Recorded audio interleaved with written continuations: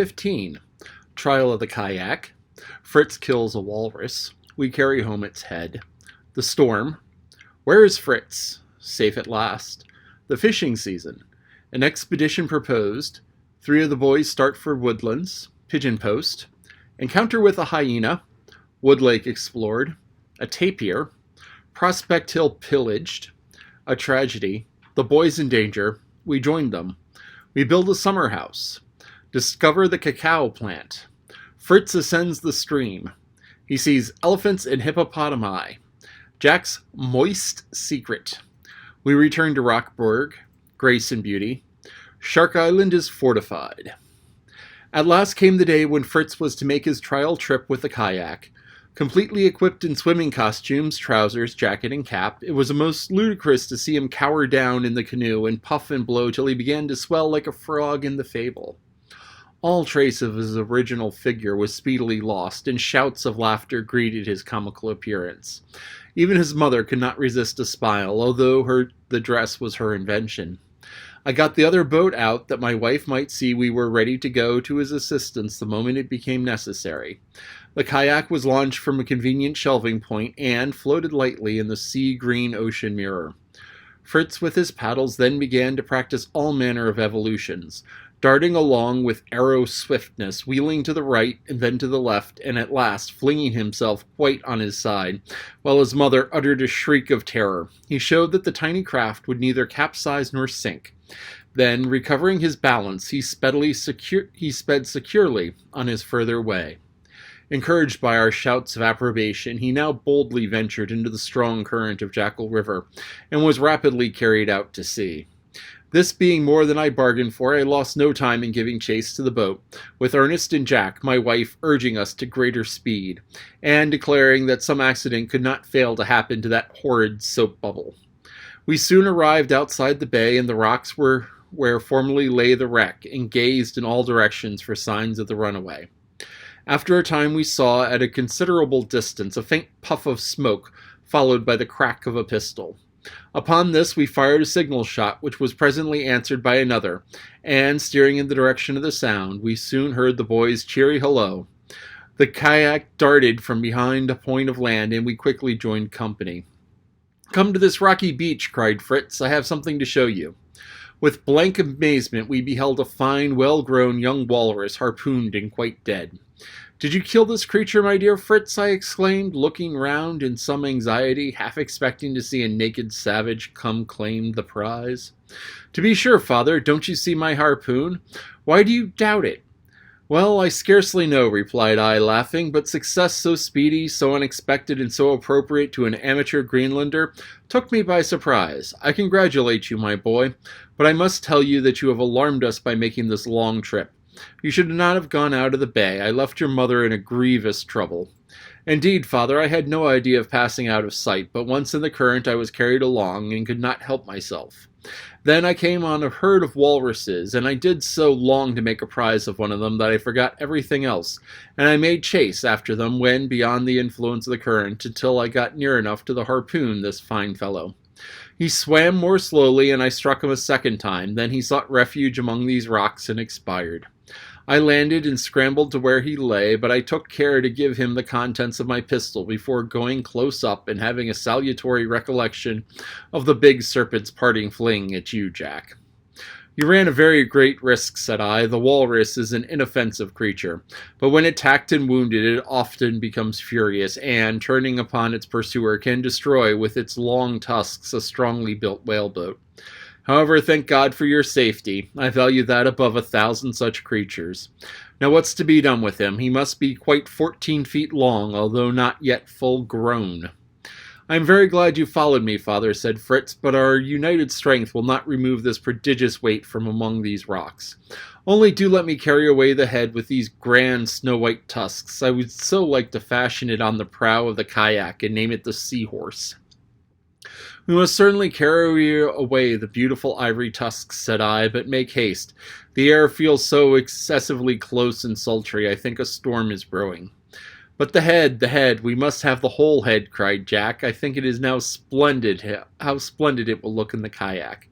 And how splendid it will smell, too, when it begins to putrefy, added Ernest. What a treat for the steersman.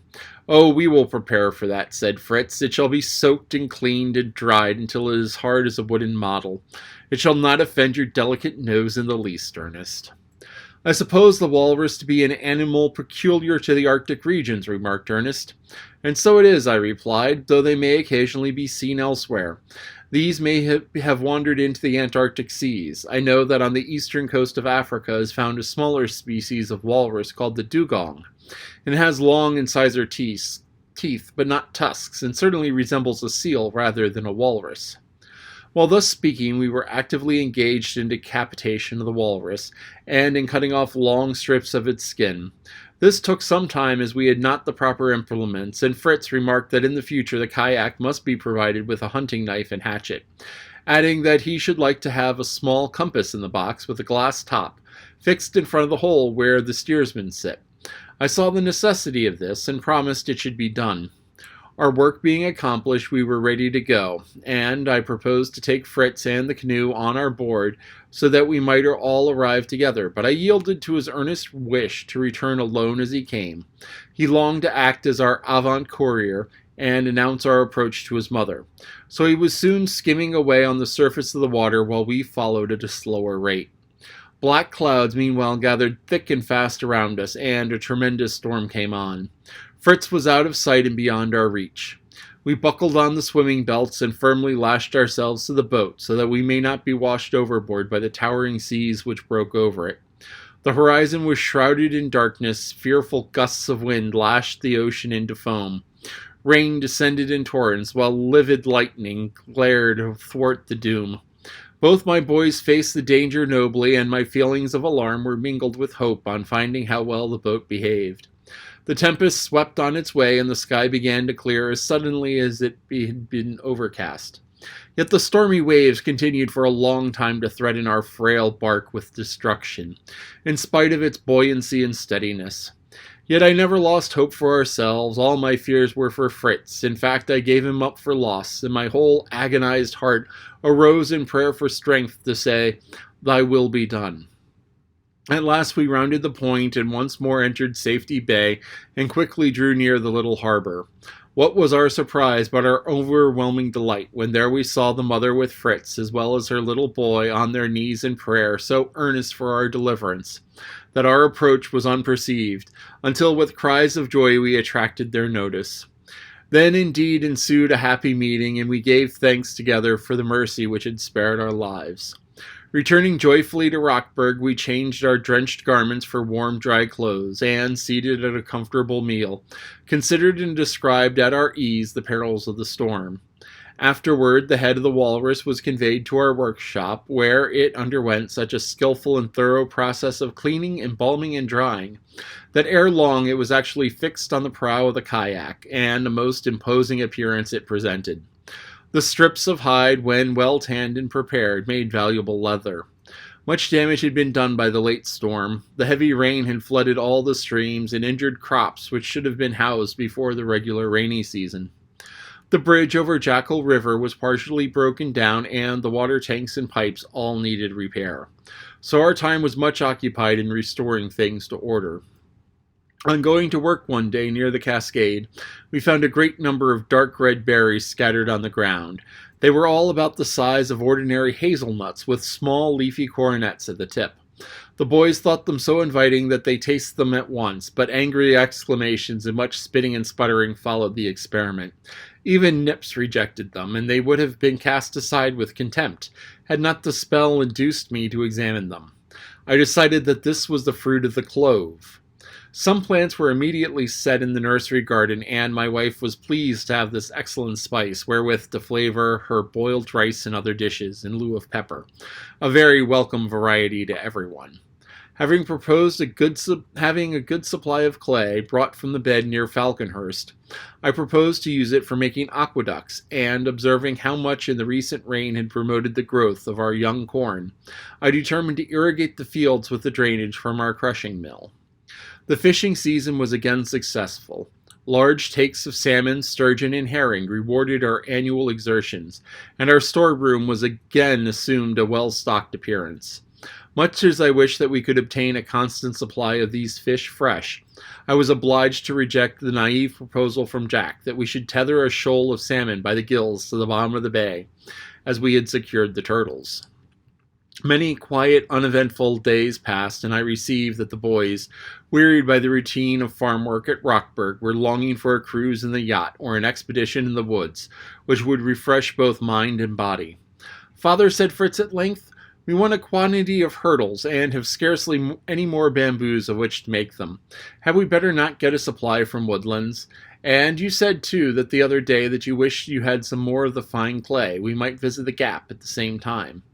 I had no objection to the purpose, and it was shortly afterward settled that Fritz, Jack, and Franz should start together, and that Ernest, who had no great desire to accompany his brothers, should remain with his mother and me and assist in the construction of a sugar mill, the erection of which I had long contemplated.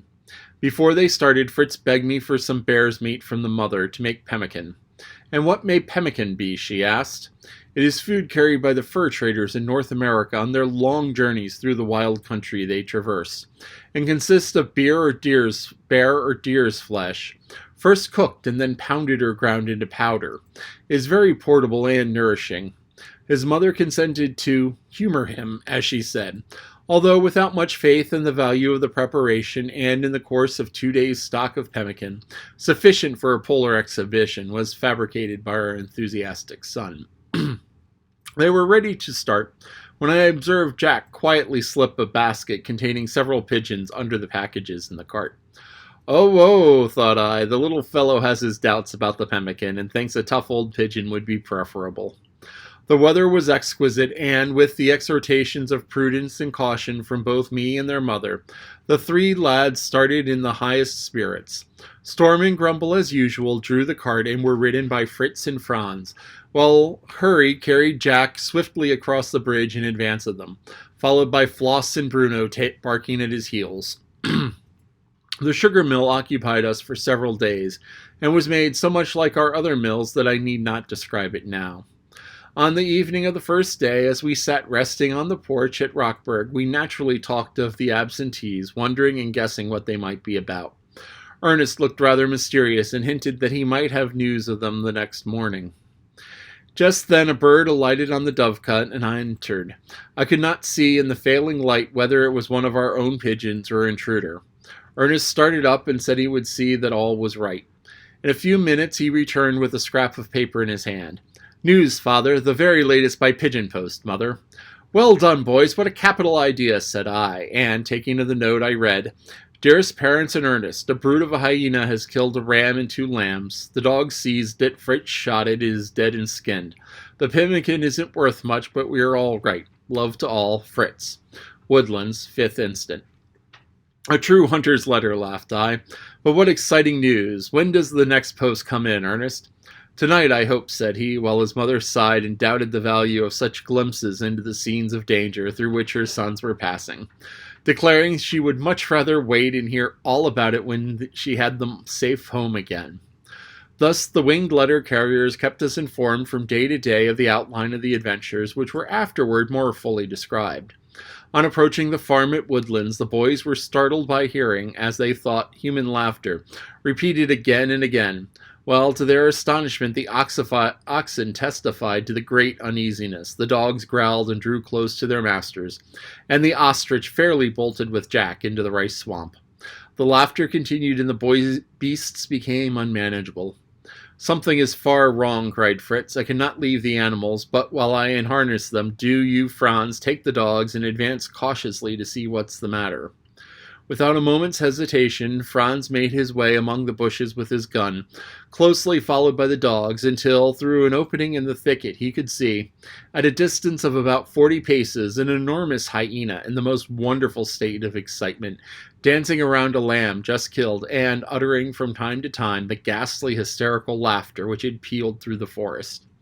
The beast kept running backward and forward, raising on its hind legs, and then rapidly whirling round and round, nodding its head and going through the most frantic and ludicrous antics. Franz kept his presence of mind very well, for he watched till, calming down, the hyena began with horrid growls to tear its prey. And then, firing steadily both barrels, he broke its foreleg and wounded it in the breast. Meanwhile, Fritz, having unyoked the oxen and secured them to trees, hurried to his brother's assistance. The dogs and the dying hyena were by this time engaged in mortal strife, but the latter, although it severely wounded both Floss and Bruno, speedily succumbed and was dead when the boys reached the spot. They raised a shout of triumph which guided Jack to the scene of the action, and their first care was for the dogs, whose wounds they dressed before minutely examining the hyena. It was as large as a wild boar, long, stiff bristles formed a mane on its neck. Its color was gray marked with black. The teeth and jaws were of extraordinary strength, the thighs muscular and sinewy, the claws remarkably strong and sharp altogether. But for his wounds he certainly would have been more than a match for the dogs. After unloading the cart at the farm, the boys returned for the carcass of the tiger wolf, as it is sometimes called, and occupied themselves in skinning it during the remainder of the day, when, after dispatching the carrier pigeon to Rockburg, they retired to rest on their bearskin rugs, to dream of adventures past and future. The following day they devised no less a scheme than to survey the shores of Wood Lake, and place marks wherever the surrounding marsh was practicable, and might be crossed either to reach the water or leave it. Fritz and the kayak and the boys on shore carefully examined the ground together, and when they found the firm footing to the water's edge, the spot was indicated by planting a tall bamboo, bearing on a high bundle of reeds and branches. They succeeded in capturing 3 young black swans after considerable resistance from the old ones. They were afterward brought to Rockburg and detained as ornaments to Safety Bay. Presently a beautiful heron thrust its long neck from among the reeds to ascertain what all the noise on the lake was about. Before he could satisfy his curiosity, Fritz unhooded his eagle, and though vainly he flapped and struggled, his legs and wings were gently but firmly bound, and he had his own self vanquished and submit to inspection of his delighted captors. It was their turn to be alarmed next, for a large, powerful animal came puffing with a curious whistling sound through the dense thicket of reeds, passing close by and sorely discomposing them by its sudden appearance. It was out of sight immediately before they could summon the dogs, and from their description it must have been a tapir, the color dark brown and in form resembling a young rhinoceros, but with no horn on the nose, and the upper lip prolonged into a trunk something like that of an elephant on a smaller scale. It is a gentle creature, but when attacked becomes a fierce opponent, and can wound dogs dangerously with its powerful teeth. The tapir can swim and dive with perfect ease, and abounds in the densely wooded swamps and rivers of tropical America. Fritz and his kayak followed for a time in the direction in which the tapir proceeded, but saw no more of it. Meanwhile, the other 2 boys returned to the farm by the rice fields, and there fell in with a flock of cranes, 5 or 6 of which they caught alive, among them 2 demoiselles or Numidian cranes. These birds they shot at with arrows arranged in a skillful and original way, with loops of cord dipped in birdline attached to them, so that it often happened that the bird aimed at was entangled and brought down uninjured. The young hunters seemed to have lived very comfortably on peccary, ham, cassava bread, and fruit, and plenty of baked potatoes and milk. One trial of pemmican was sufficient, and it was handed over to the dogs. Fritz, however, determined again to attempt the manufacture, knowing its value when properly prepared. After collecting a supply of rice and cotton, they took their way to Prospect Hill, and, said Fritz, as he afterward vividly described the dreadful scene there enacted, when we entered the pine wood, we found it in possession of troops of monkeys, who resolved to make our passage through it disagreeable as possible, for they howled and chattered at us like demons, pelting us hard as they could with pine cones. They became so unbearable that at last we fired a few shots right and left among them. Several bit the dust. The rest fled, and we continued our way in peace to Prospect Hill, but only to discover the havoc that the wretches had made there. Would you believe it, Father? The pleasant cottage had been overrun and ruined by apes, just as Woodland last summer. The most dreadful dirt and disorder met our eyes wherever we turned, and we had hard work to make the place fit for human habitation. And even then we preferred the tent. I felt quite at a loss how to guard the farm for the future, but seeing a bottle of the poisonous gum of the euphorbia in the tool chest, I devised a plan for the destruction of the apes, which succeeded beyond my expectation. I mixed poison with milk, bruised millet, and anything I thought the monkeys would eat, and put it in coconut shells, which I hung about in the trees, high enough to be out of reach of our animals. The evening was calm and lovely, the sea murmured in the distance, and the rising moon shed a beauty over the landscape, which we seemed never before to have so admired and enjoyed. The summer night closed around us for all its solemn stillness, and our deepest feelings were touched, when suddenly the spell was broken by an outburst of the most hideous and discordant noises. As by one consent, every beast of the forest seemed to arise from its den and utter its wild nocturnal cry. Snorting, snarling, and shrieking filled the wood beneath us. From the hills echoed the mournful howl of the jackals, answered by Fangs in the yard, who was backed up by the barking and yelping of his friends Floss and Bruno. Far away beyond the rocky fastness of the gap sounded unearthly hollow snortings and neighings, reminding one of the strange cry of the hippopotamus. Above these, the occasional deep, majestic roaring made our hearts quail with the conviction that we heard the voices of lions and elephants. Overawed and silent, we retired to rest, hoping to forget in sleep the terrors of the midnight forest. But ere long, the most fearful cries in the adjoining wood gave notice that the apes were beginning to suffer from the poisoned repast prepared for them. As our dogs could not remain silent amid the uproar and din, we had not a wink of sleep until morning. It was late, therefore, when we rose and looked on the awful spectacle presented by the multitude of dead monkeys and baboons, thickly strewn under the trees round our farm. I shall not tell you how many there were. I can only say I wished I had not found the poison, and we made all haste to clear away the dead bodies, the dangerous food, burying some deep in the earth and carrying the rest to shore. We pitched them over the rocks into the sea. That day we traveled on to the gap. The same evening that the boys reached the rocky pass, a messenger pigeon arrived at Rockburg, bearing a note which concluded the following words: "The barricade at the gap broken down, everything laid waste as far as the sugar brake where the hut is knocked to pieces, and the fields trampled over by huge footmarks. Come to us, Father, we are safe, but feel we are no match for this unknown danger." I lost not an instant, but saddled Swift, late as it was, in order to ride to the assistance of the boys, desiring Ernest to prepare the small cart and follow me with his mother at daybreak, bringing everything we should require for camping out for some days. The bright moonlight favored my journey, and my arrival at the gap surprised and delighted the boys, who did not expect me till the next day. Early on the following morning I inspected the footprints and ravages from the great unknown.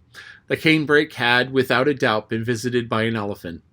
That great animal alone could have left such traces and committed such fearful ravages. Thick posts left in the barricade were snapped across like reeds. The trees in the vicinity, where we planted and built a cool summer house, were stripped of leaves and branches to a great height, but the worst mischief was done among the young sugar-cane plants, which were either all devoured or trampled down and destroyed. It seemed to me that not one elephant but a troop must have invaded our grounds. The tracks were very numerous and the footprints of various sizes, but to my satisfaction I saw that they could not be traced not only from the gap, but back to an evidently equal numbers. We did not therefore suppose that the mighty animals remained hidden in the woods of our territory, but concluded that after this freebooting incursion, that they had withdrawn to their native wild lands, where, by greatly increasing the strength of our ramparts, we hoped henceforth to oblige them to remain. In what manner to effect this we laid many plans, during which the night of my arrival, when, sitting by an enormous fire-watch, I chatted with my boys and heard details of their numerous adventures, so interesting for them to relate and for me to hear, that everyone was more disposed to act sentinel than retire to sleep. The mother and Ernest arrived the next day, and she rejoiced to find them all well, making light of trodden fields and trampled sugar canes, since her sons were sound in life and limb. A systematic scheme of defense was now elaborated, and the erection of the barricade occupied us for at least a month, as it was to be firm and durable building, proof against all invasions. As our little tent was unsuited to a long residence of this sort, I adopted Fritz's ideas of a Kamtschatkan dwelling, and to his great delight, forthwith carried it out. Instead of planting 4 posts on which to place our platform, we chose 4 trees of equal size, which, in a very suitable place, grew exactly in a square 12 or 14 feet apart. Between these, at about 20 feet from the ground, we laid a flooring of beams and bamboo, smooth and strongly planked. From this rose on all 4 sides walls of cane. A frame of the roof was covered so effectually by large pieces of bark that no rain could penetrate. The staircase to this tree cottage was simply a board plank with bars nailed across it for steps. The floor projecting like a balcony in front of the entrance door, and underneath on the ground we fitted up sheds for cattle and fowls. Various ornaments in Chinese or Japanese styles were added to the roof and eaves, and a most convenient, cool, and picturesque cottage, overhung and adorned by the graceful foliage of the trees, was the result of our ingenuity. I was pleased to find that the various birds taken by the boys during this excursion seemed likely to thrive, and they were the first inmates of the new sheds, and even the black swans and cranes soon became tame and sociable. Constantly roaming through the woods, the children often made new discoveries. Fritz brought one day, after an excursion to the opposite side of the stream beyond the gap, a cluster of bananas and also of cacao beans, from which chocolate is made. The banana, although valuable and nourishing food for the natives of the tropical countries where it grows, is not generally liked by Europeans, and probably this variety was even inferior to many others, for we found the fruit much like rotten pears and almost uneatable. The cacao seeds tasted exceedingly bitter, and it seemed wonderful that by preparation they should produce anything so delicious as chocolate. My wife, who was now fancied no manufacturer beyond my skill, begged for plants, seeds, or cuttings to propagate in her nursery garden, already fancying herself in the enjoyment of chocolate for breakfast, and I promised to make a cacao plantation near home. "Let me have the banana also," said she, "for we may acquire a taste for that celebrated fruit, and at all events I am sure I can make it into an excellent preserve." The day before our return to Rockburg, Fritz went ahead to the inland region beyond the river to obtain a large supply of young banana plants and the cacao fruit. He took the kayak and a bundle of reeds to float behind him as a raft to carry the fruit, plants, and anything else he might wish to bring back. On the evening he made his appearance, coming swiftly down the stream. His brothers rushed to meet him, eager to see and help him land his cargo. Ernest and Fritz were running up the bank with arms full of plants, branches, and fruits, when Fritz handed to Jack a dripping wet bag which he had brought along partly under water. A curious pattering noise proceeded from the bag, but they kept the contents a secret for the present, Jack running with it behind a bush before peeping in, and I could just hear him exclaim, "Hello, I say, what monsters there are! It's enough to make a fellow's flesh creep to look at them." With that he hastily shut the bag and put it away safely out of sight in the water. Securing the kayak, Fritz sprang toward us with his handsome face radiant with pleasure, as he exhibited a beautiful waterfowl. Its plumage was rich purple, changing on the back to a dark green. Its legs, feet, and a mark above the bill bright red. This lovely bird I concluded to be the sultan cock described by Buffon, and as it was gentle, we gladly received it among our domestic pets. Fritz gave a stirring account of his exploring trip, having made his way far up the river, between the fertile plains and the majestic forests of lofty trees, where the cries of a vast number of birds, parrots, peacocks, guinea fowls, and hundreds unknown to him quite bewildered, and made him feel giddy. It was in the buffalo swamp, concluded he, that I saw the splendid birds you call sultan cocks, and I set my heart on catching one alive, which, as they seemed to have little fear of my approach, I managed by means of a wire snare.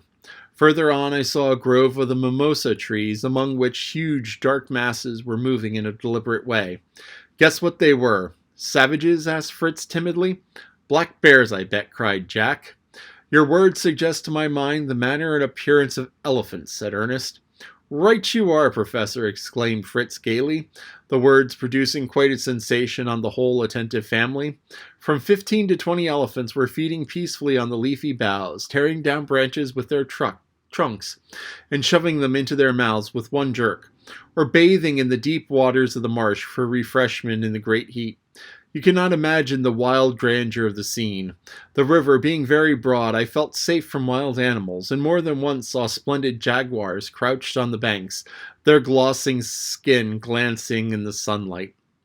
While considering if it would be simply foolhardy to try a shot at one of these creatures, I was suddenly convinced that discretion is the better part of valor, and, urging my canoe into the center current, made a rapid retreat down the river.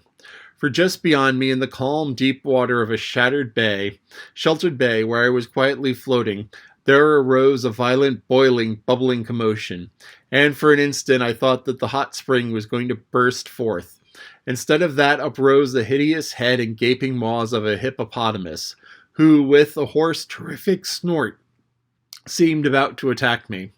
I can tell you that I did not wait to see the rest of him.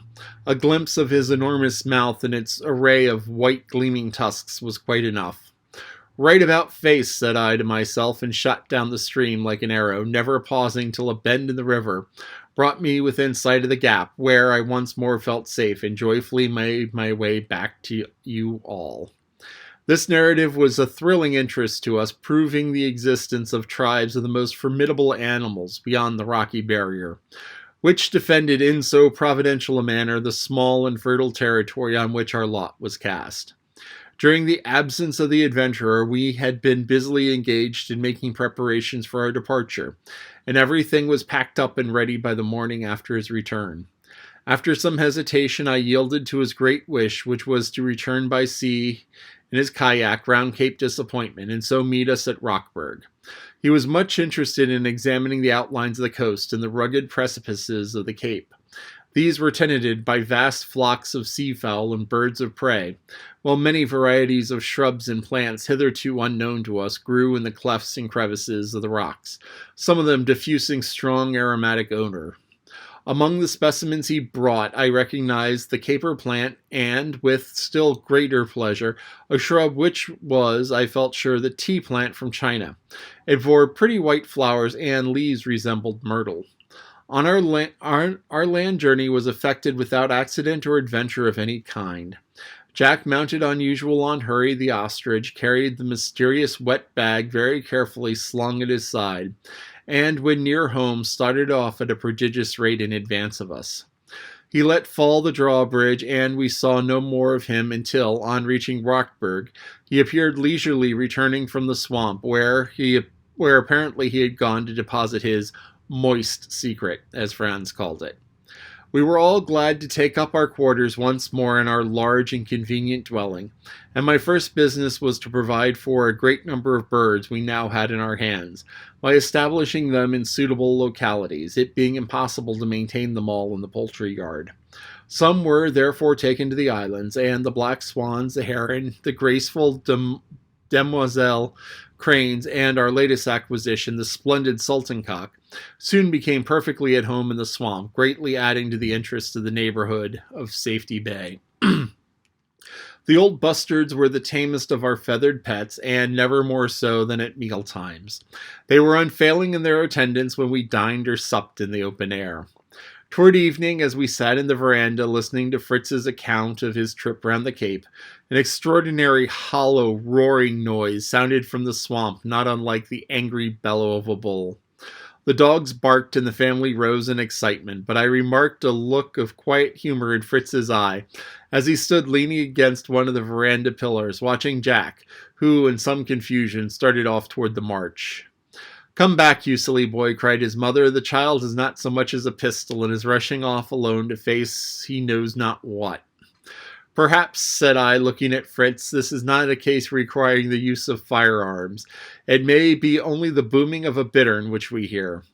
"You need not be uneasy, mother," said Fritz. "Jack knows what he is about. Only the charming serenade took him by surprise, and I fancy he will have to exhibit his treasures before they reach perfection. Yes, here he comes." Lugging his moist secret along with him, Jack, flushed and breathless, came up to us, exclaiming, "They were to grow as big as rabbits before you saw them. Such a shame. I never thought they would kick up a row like that. Now for it." He turned out the bag. "This is Grace, and this is Beauty." Two immense frogs rolled clumsily on the ground and, recovering to their feet, sat squat before us, swelling and puffing with a ludicrous air of insulted dignity, while peals of laughter greeted them on all sides. Ladies and gentlemen, these are two very handsome young specimens of the famous African bullfrog, said Jack, pretending to be offended at the mingled disgust and amusement occasioned by their appearance. They are but half grown, and I had hoped to maintain them in seclusion until they reached full size, when I would have introduced them with the proper éclat. But since their talent for music has brought them precociously into public notice, I must beg for your kind and indulgent patronage, and leave to take them back to the swamp. A great clapping of hands followed Jack's speech. Grace and Beauty were examined and commented on with much interest, and voted decidedly very handsome in their way. Their general color was greenish-brown, mottled and spotted with reddish-brown and yellow. The sides green and black, the underpart yellow, mottled with orange. The eyes were positively beautiful, of a rich chestnut hue, covered with golden-white dots which shone with a metallic luster. The skin of the body was puckered in longitudinal folds. By general consent, they were remanded to the swamp. Shortly after our return to Rockburg, my wife drew my attention to the somewhat neglected state of our dear old summer residence at Falconhurst, begged me to devote some time to its restoration and embellishment. This I most willingly undertook, and removed thither as soon as the boys had completed the arrangement of the artificial salt lick to their satisfaction. At Falconhurst things were quickly in good order, and we made a great improvement by completing the broad terrace supported on the arching roots of the trees. It was better floored, and rustic pillars and trellis work sustained a bark roof which afforded a pleasant shade. After this was done, I was compelled to consent to a plan long cherished by Fritz, who wished to construct a watchtower and mount a gun on Shark Island. After great exertion, both mental and bodily, this piece of military engineering was completed, and a flagstaff erected, on which the guard at his outpost could run up a white flag to signal the approach of anything harmless from the sea, while a red flag would be shown on the least appearance of danger. To celebrate the completion of this great work, which occupied us during 2 months, we hoisted the white flag and fired a salute of 6 guns.